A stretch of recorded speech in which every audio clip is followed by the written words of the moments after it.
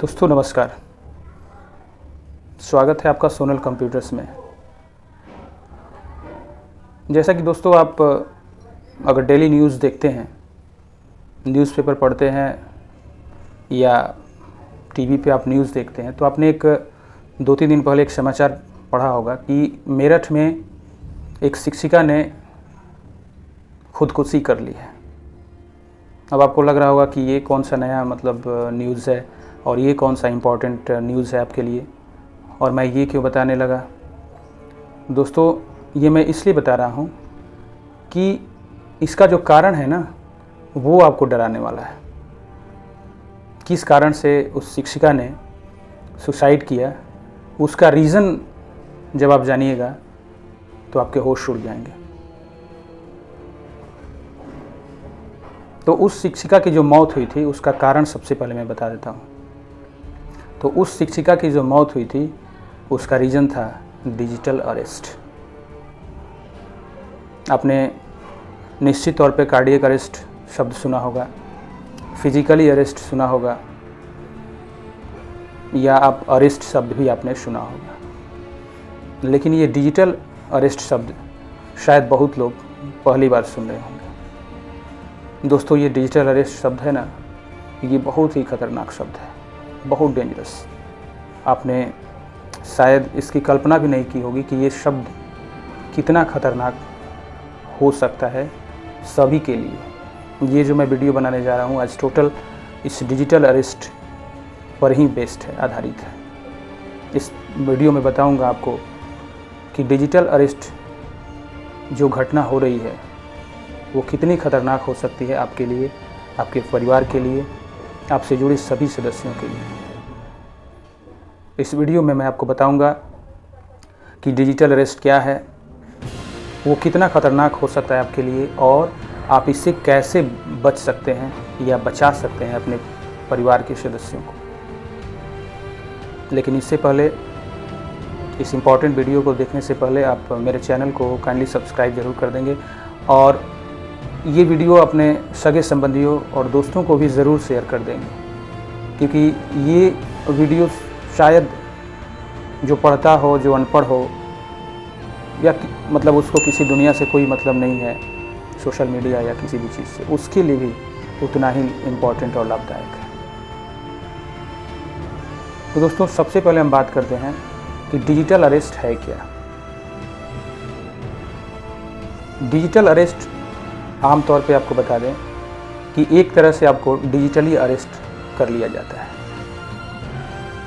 इसमें होता क्या है कि भारत से या भारत के बाहर से कोई पुलिस पदाधिकारी या कोई उच्च प्रशासनिक अधिकारी, चाहे वो कस्टम डिपार्टमेंट से हो या किसी राज्य पुलिस डिपार्टमेंट से हो, कमिश्नर रैंक का हो, इंस्पेक्टर रैंक का हो, ऊंचे ऊंचे रैंक से आपको फ़ोन आते हैं और आपको बताया जाता है कि आपके पति या आपका बेटा कहीं पे पढ़ रहा है, बेटी कहीं पे पढ़ रही है, वो किसी न किसी गंभीर आरोपों में फंस गए हैं।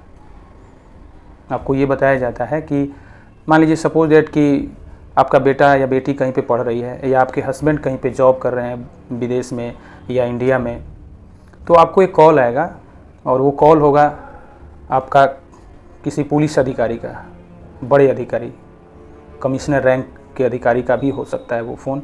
और उसमें देखिएगा कि प्रोफाइल फ़ोटो या व्हाट्सएप कॉल आए, या आपको कॉल आए, उसमें प्रोफाइल फ़ोटो जो होता है वो भी एक बढ़िया पढ़े लिखे व्यक्ति का होता है। तो उससे जब कॉल आएगा आपको, तो निश्चित तौर पर आप सडनली भयभीत हो जाते हैं, और उसमें बताया जाता है कि आपका बेटा या किसी महिला के पति या आपकी बेटी या आपका सगा संबंधी जो भी हो, किसी गंभीर आरोपों में हमारे यहाँ कस्टडी में हैं, फंस गए हैं। वो गंभीर आरोप कुछ भी हो सकता है, एक ऐसा आरोप आप पे लगाएंगे आपके सगे संबंधियों पे जिससे कि आप तुरंत डर जाएं, और उससे बचने का उपाय भी आपको तुरंत बताया जाता है। क्योंकि आप सुनिएगा तो निश्चित तौर पे आप परेशान हो जाइएगा, तो उससे बचने का उपाय भी उससे पूछिएगा, उस व्यक्ति से। तो उसमें उससे बचने का उपाय भी आपको बताया जाता है कि आप इमीडिएट एक लिंक भेजा जा रहा है या एक अकाउंट नंबर भेजा जा रहा है, आप उसमें इमीडिएट ये अमाउंट अगर ट्रांसफ़र कर देते हैं तो आपके बेटे को या आपके जो भी संबंधी फंसे हुए हैं उसको बचाया जा सकता है।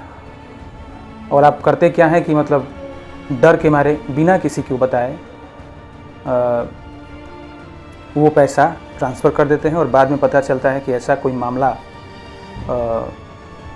था ही नहीं।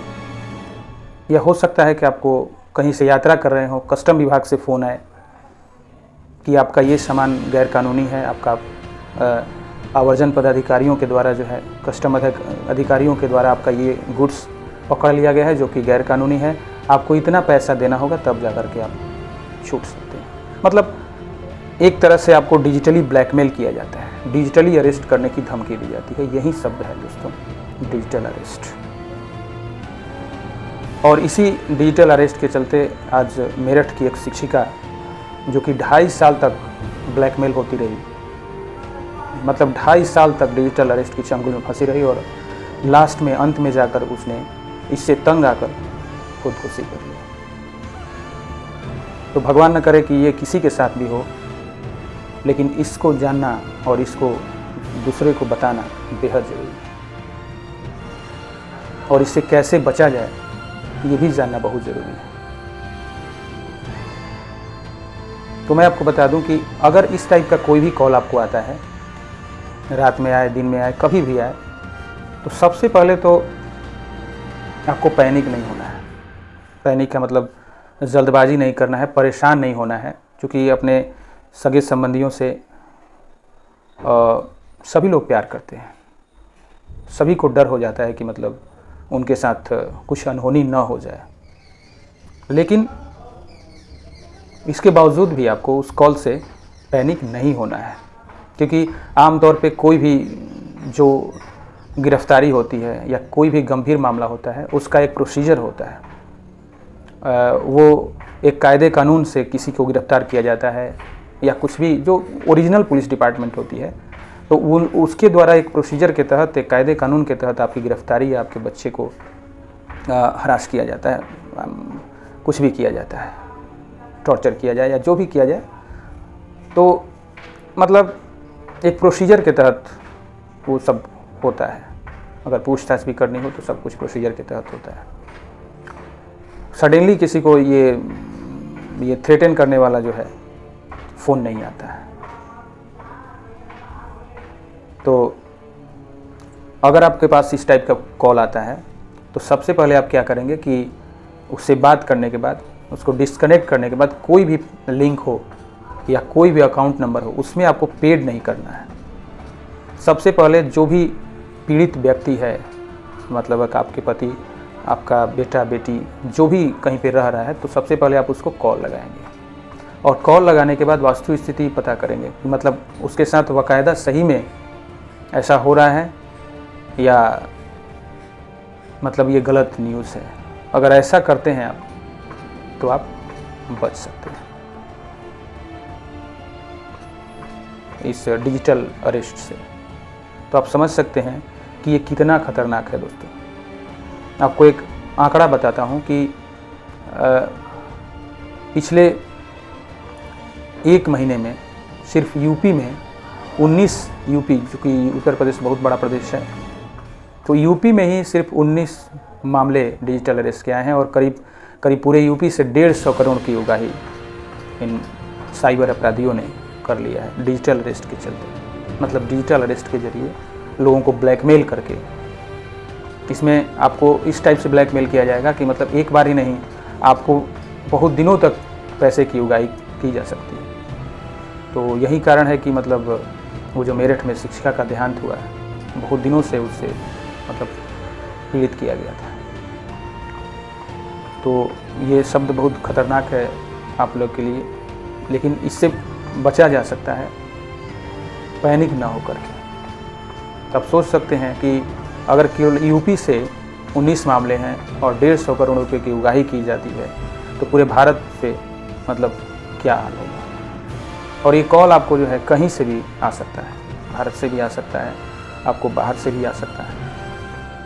तो इसीलिए हम आपसे यही कहेंगे कि मतलब डिजिटल अरेस्ट से बचने का सिर्फ यही उपाय है कि आपको जल्दबाजी नहीं करनी है, आपको पैनिक नहीं होना है, और उस मुद्दे के बारे में सही से पता करने के बाद ही कोई